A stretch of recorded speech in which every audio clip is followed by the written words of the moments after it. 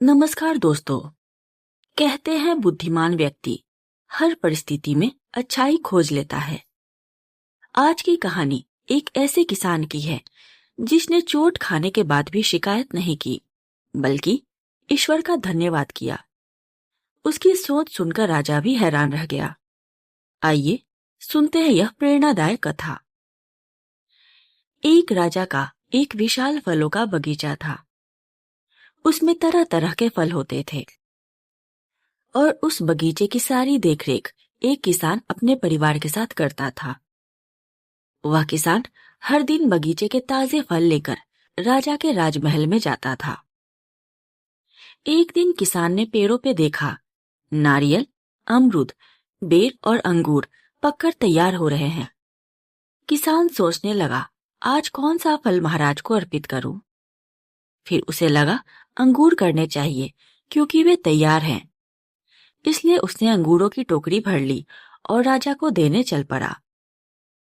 किसान राजमहल में पहुंचा। राजा किसी दूसरे ख्याल में खोया हुआ था और नाराज भी लग रहा था।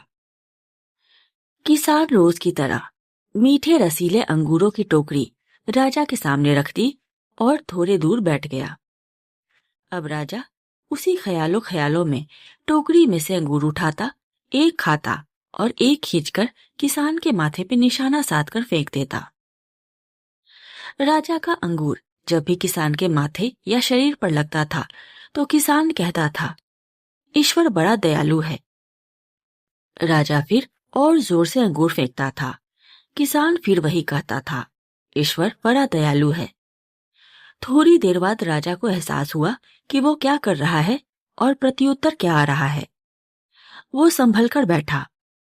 उसने किसान से कहा, मैं तुझे बार बार अंगूर मार रहा हूं और ये अंगूर तुम्हें लग भी रहे हैं, फिर भी तुम यह बार बार क्यों कह रहे हो कि ईश्वर बड़ा दयालु है? किसान ने नम्रता से बोला, महाराज, बागान में आज नारियल, बेर और अमरूद भी तैयार थे, पर मुझे भान हुआ क्यों ना आज आपके लिए अंगूर ले चलूं। लाने को मैं अमरूद और बेर भी ला सकता था, पर मैं अंगूर लाया। यदि अंगूर की जगह नारियल, बेर या बड़े बड़े अमरूद रखे होते तो आज मेरा क्या हाल होता। इसलिए मैं कह रहा हूं कि मेरे ईश्वर बड़े दयालु हैं। किसान की बात सुनकर राजा की आंखें खुल गई। उसे अपनी गलती का एहसास हुआ और वह किसान की बुद्धिमानी तथा ईश्वर के प्रति उसके अटूट विश्वास से बहुत प्रभावित हुआ। राजा ने किसान से क्षमा मांगी और उसे सम्मानपूर्वक पुरस्कार देकर विदा किया। दोस्तों, जीवन में कई बार हमें छोटी छोटी परेशानियां बहुत बड़ी लगती है, लेकिन यदि हम धैर्य से सोचें तो अक्सर पता चलता है कि ईश्वर ने हमें किसी और बड़ी मुसीबत से बचा लिया है। जो होता है उसमें भी कभी कभी हमारी भलाई छिपी होती है। कहानी की सीख, हर परिस्थिति में शिकायत करने के बजाय कृतज्ञता का भाव रखें। हो सकता है ईश्वर ने आपको किसी बड़े संकट से बचाया हो। अगर आपको यह प्रेरणादायक कहानी पसंद आई हो तो इसे अपने दोस्तों और परिवार के साथ साझा करें।